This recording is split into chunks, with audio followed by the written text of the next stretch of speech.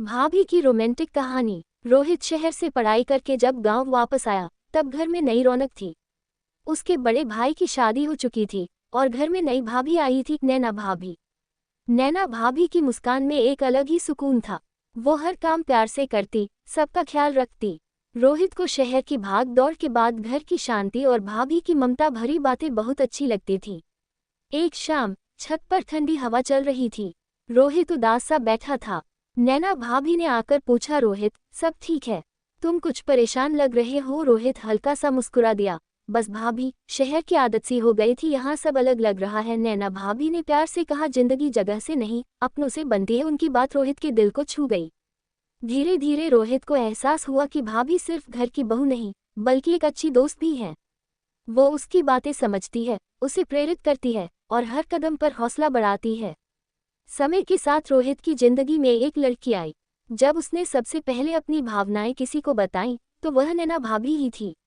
नैना भाभी ने हंसी खुशी उसका साथ दिया और उसकी लव स्टोरी को सफल बनाने में मदद की। शादी के दिन रोहित ने भाभी के साथ जोड़ी छूकर कहा, अगर आप मेरी जिंदगी में नहीं होती तो शायद मैं कभी अपने दिल की बात समझ ही नहीं पाता। नैना भाभी की आंखों में खुशी के आंसू थे। ये रिश्ता रोमांटिक नहीं था पर प्यार, सम्मान और समझ से भरा हुआ था। एक ऐसा रिश्ता जो हर घर को मजबूत बनाता है। रात का वक्त था। बारिश हल्की हल्की हो रही थी। आरव बालकनी में खड़ा था और अनन्या किचन से चाय बनाकर ला रही थी।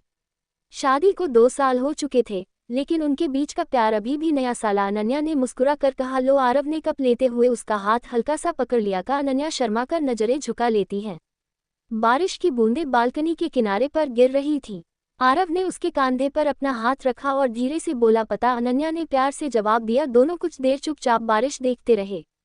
वो खामोशी भी प्यार से भारी थी।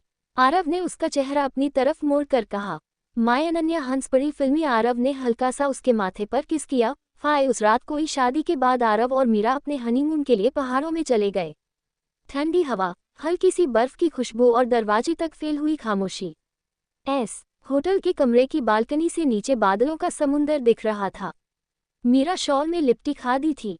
आरव पीछे से आकर धीरे से बोला, ठंड? आरव ने उसके कंधों पर अपनी जैकेट रख दी। अब ठीक है? मीरा ने हल्की सी नजर उठाकर कहा। उस रात को कमरे में सिर्फ लैंप की हल्की रोशनी थी। बाहर हल्की बारिश शुरू हो चुकी थी। मीरा ने धीरे से कहा, पा। आरव उसके पास बैठ गया, उसका हाथ अपने हाथों में लेकर बोला, डरमीर। आरव ने उसके माथे को चूमा और फिर धीरे से कहा, यस। मीरा ने आंखें बंद करके हमसे बात को महसूस किया। हम रोहित और तान्या की शादी 3 साल हो गई थी लेकिन उनका रिश्ता हमेशा ताज़ा और मज़ेदार था। एक शाम रोहित टीवी देख रहा था और तान्या किचन में स्नैक्स बना रही थी। रोहित, तुम टीवी छोड़ दो, मेरे स्नैक्स खा लो वरना ठंडे हो जाएंगे, तान्या चीख कर बोली। रोहित ने नाक ऊंचा कर जवाब दिया, ठंडे? तान्या ने हाथ से उसकी तरफ पॉइंट करते हुए कहा। रोहित ने मुस्कुराकर उसके पास जाकर कहा, ला। तान्या ने आंखों से आंखें मिलाकर गाल कर कहा, तैयार। सिर्फ इस इन रोहित ने हल्का सा हाथ उसके कंधे पर रखा। सिर्फ स्नैक। तान्या, हाँ। रात खत्म हुई और रोहित ने तान्या से कहा, देखा? तान्या ने चिल्लाकर जवाब दिया, रोहित तुम। रोहित और तान्या की किचन की नोकझोंक अब बालकनी तक आ गई थी। तान्या ने शरारत करते हुए कहा, रोहित अगर तुम हो? रोहित ने हंसी रोककर पूछा, आश्चर्य तुम्हार? तान्या ने चिल्लाकर जवाब दिया, अरे तंग करे यू। आखिर में सोफे पर एकदम से दोनों गिर गए। रोहित ने तान्या को हल्की सी गले लगाकर पकड़ लिया और बोला, दी। तान्या हंसकर उसकी बाजू में सर रखकर बोली, रोहित तुम ही, मैं और भी। तान्या किचन में नाश्ता बना रही थी और आरव जूनियर उसकी जोड़ी के चारों तरफ भाग रहा था। रोहित कॉफी लेकर आया और शरारत से बोला। तान्या ने उस पर नजर घुमाकर गाल कर कहा, रोहित। रोहित ने हंसी रोक। फिर लंच के टाइम रोहित ने चंचल तरीके से तान्या का पीछा करना शुरू कर दिया।